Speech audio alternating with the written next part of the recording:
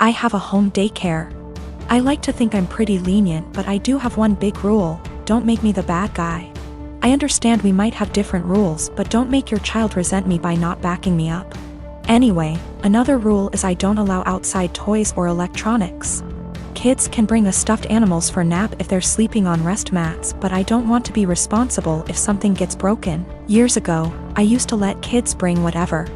Then a cheap McDonald's toy broke by accident, kid was upset and mom got mad at me. So now it's a hard rule. Most are okay with it. But I have a new kid, whose mom wanted him to bring his tablet because he needs it. I said sorry, but no. I'm not going to be responsible for it. We went back and forth, but finally she just says fine. But every morning, he's crying because she took his tablet from him in the car. She always gives me this look and says, "Miss Lucy says no tablet." I always try to say we have plenty of toys, but the kid spends the whole morning sulking. I've talked to mom, asked her to leave it at home and not even put it in the car, but she says he needs it. It's been a month and yesterday was the straw that broke the camel's back. Kid came in crying as usual. I tried my usual redirection, which didn't work. Mom was giving me a look of, "See what you did?" Then she had the nerve to say to him, "I know you need your tablet, we've talked about this before, Miss Lucy is strict." That pissed me off. I ended up telling her to take him home right then and there. She was shocked and tried to stammer. He was my first kid of the day, so there was no scene. I just handed back his backpack, said he was no longer a student of mine, and began to pack his extra clothes and the sippy cup he kept. Mom was in tears as she left. My husband thinks she was right. I'm too strict and should have broken policy instead of causing drama. There was no medical need for the tablet. It was all just that he wanted it. I'm not making a waiver for electronics. That won't stop other issues with the tablets, such as jealousy and drama, so my "don't make me the bad guy" rule has been misunderstood, partly as I worded it poorly. I don't expect blind obedience. No one has to agree with my rules. They can challenge them, to me. But to their kid, I'd rather them explain everyone has different rules and that while they're with me, things will be different. I do the same with parents who have different rules than mine. I never say they're wrong or strict, I say that we have different rules at school and to listen to mom and dad. This is also a policy for pacifiers, bottles, and potty training. I'll approach any of these milestones when you ask, but you have to be working on it at home too. The kid won't progress if they only go pee on the potty at home. And the child was not autistic or non-verbal. If he was, an exception would be made. I returned her money for the last few days of January and texted an apology for terminating without notice, and said I hope she was able to find care. She said she left him at her mom's. She also asked if there was any way I'd reconsider, and I said no. We had a long phone call and no minds were changed, but it was the ending we should have had. I have two sisters that I'm close with. I also have a niece, Leah. Leah's 16, and after my ex-wife decided to split up and divorce due to infertility problems that lasted for 5 years, I started a college fund for Leah to help her go to her chosen college. That was in 2019. Now I visit my mother's home, where my sister and Leah are living, every week to spend the weekend together. This past weekend I was asleep upstairs while my mother, my sister and Leah were in the kitchen. I came downstairs to grab a glass of water and heard my sister talking about my ex-wife expecting a baby with her new husband. This struck a nerve and I kind of froze from shock. I then heard Leah react to the news repeatedly saying, "I told you so, I told you so." Then explained she's always thought that I was the one with a problem for not being able to have a baby with my ex, but that I was too afraid to admit due to fragile masculinity. I could not believe what she said, but what made it worse is her following statement about how my ex was smart to get a divorce before it was too late. I went upstairs and into the room and shut the door and stayed there for hours. Mom and sister saw me about to leave and insisted to know what the problem was. I didn't want to argue, but I told them that I heard what Leah said about me. Leah stopped eating and got quiet. My sister tried to play dumb, but I told her I heard their entire conversation about my ex-wife and her pregnancy news. My sister tried to backpedal, saying Leah is just a kid who doesn't know much about this stuff and was just spouting nonsense. I told them I don't want to talk about it and they refused to let me leave, but I left eventually. I later sent my sister a text telling her about how hurt and devastated I was because of what Leah said, and told her I will no longer be responsible for funding her education. My sister kept trying to call, then texted saying Leah didn't mean what she said and offered to make her apologize, but I didn't feel comfortable being in the same room with someone who blamed me for something that was out of my control and something that literally turned my life upside down. My mother tried to get me to come over so we could talk, saying Leah doesn't deserve me turning my back on her like that. I haven't seen my sister nor Leah after what happened, but they are still trying to contact me, which means there's still a room for a discussion, and so I decided to go see them tomorrow. Sit down together and have a long conversation. But this, I admit that I was mad when I told my sister about the college fund cancellation. I love Leah so much and see her as my own daughter. Unfortunately, her dad, my brother-in-law, is deceased, and so I understand losing a parent at a young age and relate to the kind of hurt she carries inside. Lost my father in an accident when I was 11, and I think that sitting down and talking things out is the best option before I make any decision.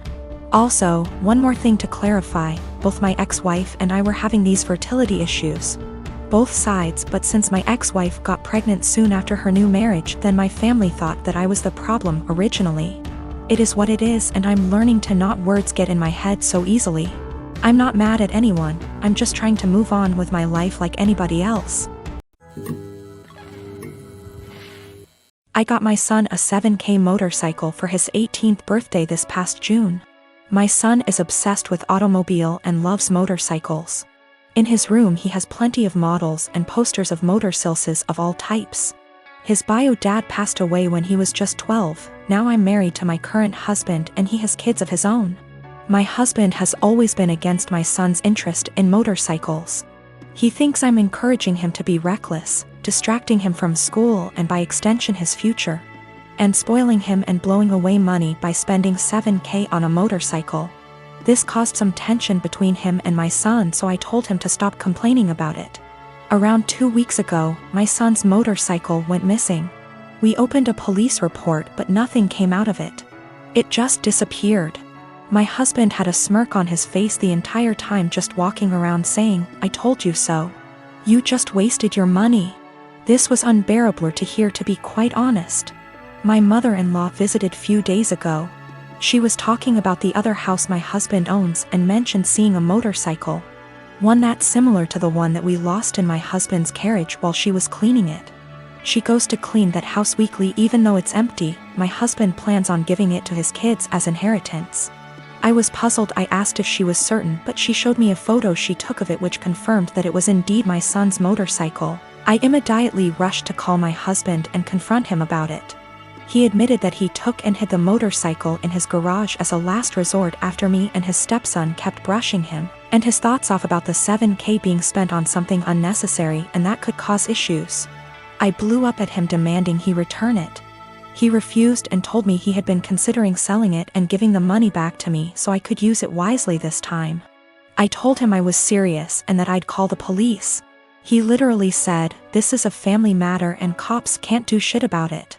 I had enough. I called the cops soon as I ended the call with him.